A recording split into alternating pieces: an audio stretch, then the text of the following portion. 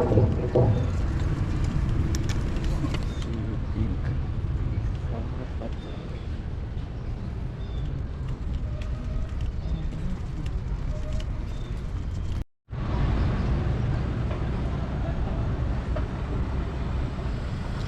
ายดีท่านผู้ชมชาว YouTube ทุกท่านเนาะสบายดีลุงเป้าเนาะพ่อแม่พี่น้องทุกคนที่เข้ามาติดตามรับชมซองลิตชาแนลอยู่ในขณะนี้เนาะมื้อนี้เราได้มาเปิดคลิปอยู่ที่เขตสังเจียงเนาะซึ่งเมื่อกี้เราก็ได้เก็บภาพบรรยากาศตั้งแต่ถนนอาเซียนเนาะบริเวณทางเข้ามาให้ทุกคนได้เบิ่งเนาะแล้วเราก็เก็บภาพจุดนั้นมาให้ทุกคนได้เบิ่งแล้วเนาะวันนี้เราได้ขึ้นมาเปิดคลิปอยู่จุดนี้ให้ทุกคนได้เบิ่งเนาะซึ่งเราจะสังเกตเห็นจะมีโครงการเนาะที่เพิ่นกำลังก่อสร้างอยู่ในจุดนี้เนาะจะเป็นโครงการพัฒนาอาคารพาณิชย์ของบริษัทลานช้างเนาะอสังหา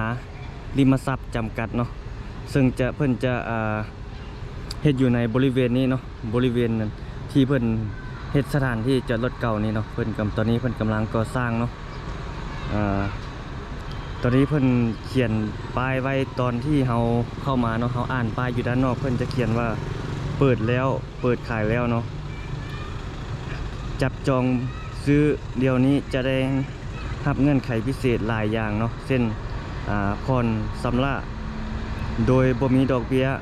ระยะ24 เดือนเนาะสามารถกู้ยืมจากธนาคารแคนาเดียลาวเนาะวงเงินสูงสุดถึง 70% เนาะของมูลค่าเช่าซื้อทั้งหมดระยะเวลากู้ยืมยาวถึง15 ปีเนาะอัตราดอกเบี้ยต่ำเนาะประมาณนี้เนาะทุกคนซึ่งจะเป็นอพาร์ตเมนต์ตัวที่เพิ่นกำลังก่อสร้างอยู่ในปัจจุบันนี้เนาะสนับสนุนแรงทุนเนาะก็จะมีเนาะธนาคารแคนาเดียลาวจำกัดเนาะเพิ่นจะมีประมาณนี้เนาะทุกคนโครงการที่เพิ่นก่อสร้างอยู่เนาะเดี๋ยวเราสิขึ้นแผนผังรูปโครงการให้ทุกคนขึ้นอยู่ในหน้าจอเนาะก็สิประมาณนี้ทุกคนอันนี้เป็นบรรยากาศอยู่ที่เขตสังเจียงเนาะเอาเข้ามาอัปเดตให้ทุกคนได้เบิ่งเอาว่าสิเข้ามาถ่ายให้ทุกคนได้เบิ่งหลายเทื่อแล้วเนาะแต่ว่าบ่ได้เข้ามานะทุกคนเอาก็กายไปอยู่เนาะแล้วก็มามื้อนี้มีโอกาสก็เลยเข้ามาเก็บภาพบรรยากาศให้ทุกคนได้เบิ่งเนาะว่ามันเกิดอย่างขึ้นอยู่ในเขตสังเจียงแห่งนี้เนาะว่าเพิ่นกำลังพัฒนามีอย่างเลยนะมันมีการก่อสร้างมีอย่างขึ้นมาใหม่เด้มีการพัฒนาอย่างขึ้นมาเนาะมีอย่างประมาณนี้เด้อทุกคนเอาก็เลยมาอัปเดตให้ทุกคนได้เบิ่งตอนนี้เราได้ขึ้นมายืนอยู่เขตบริเวณนี้เนาะทุกคนเป็นสันดานฟ้าของเขตอยู่ด้านรูปนี้จะมีห้านค้าห้านไม่อย่างเนาะที่เพิ่นเปิดให้จองให้เช่าเนาะจะเป็นตัวรุ่มแบบนี้เนาะอันนี้เราขึ้นมาเก็บภาพให้ทุกคนได้เบิ่งตึกตัวนี้เนาะก็จะเป็นช้อปปิ้งมอลล์สังเจียงเนาะ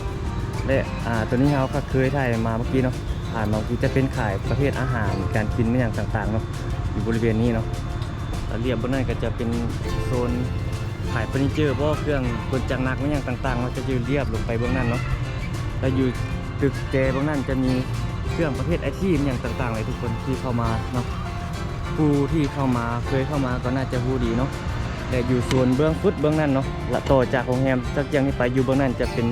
เพศเสื้อผ้าเนาะขายส่งไม่อย่างต่างๆเนาะทุกคนถ้าใครสนใจไม่อย่างก็สามารถมาซื้อได้เนาะแต่ว่าสินค้าทุกอย่างที่อยู่ในภายในเขตสังเจียงแห่งนี้ส่วนใหญ่จะเป็นแบรนด์จีนเนาะที่นำเข้าจากจีนมีทั้งราคาย่อมเยาราคาแพงเนาะเป็นเกรดไปเนาะ ABC ไม่อย่างประมาณนี้เลยทุกคนอัปเดตตามเกรดสินค้าเนาะที่เพิ่นนำมาขายอยู่ในขณะจุดนี้ก็สิประมาณนี้เนาะทุกคนเข้ามาเก็บภาพบรรยากาศยามค่ายแรงให้ทุกคนได้เบิ่งเนาะมาหลายเทื่อแล้ว โอ้มันมีโครงการมันอย่างบ่เกิดขึ้นอยู่ในจุดนี้นะครับก็เลยมาอัปเดตให้ทุกคนได้เบิ่งเนาะขอบใจทุกคนที่เข้ามาติดตามรับชมเนาะถ้าผิดพลาดประการใดก็ต้องขอโทษขออภัยนำบรรดาท่านชมทุกท่านเนาะอย่าลืมกดติดตามช่องของเราในเด้อทุกคนเพื่อเป็นกำลังใจในการสร้างคลิปต่อไปเนาะถ้าไม่อย่างผิดพลาดประการใดก็ต้องขอโทษขออภัยเนาะเราจะรอรับคำตำหนิติชมจากท่านผู้ชมทุกท่านเนาะเพื่อมาปรับปรุงแก้ไขช่องของเราให้มันมีประสิทธิภาพหลายๆขึ้นไปทุกมื้อเนาะเอาเฮ็ดมาก็หลายแล้วแต่กำลังปรับปรุงทุกคนเนาะ ทุกอย่างคือการเรียนรู้เนาะ เอาทุกคนประมาณนี้ทุกคนขอบใจแล้วพบกันใหม่สบายดี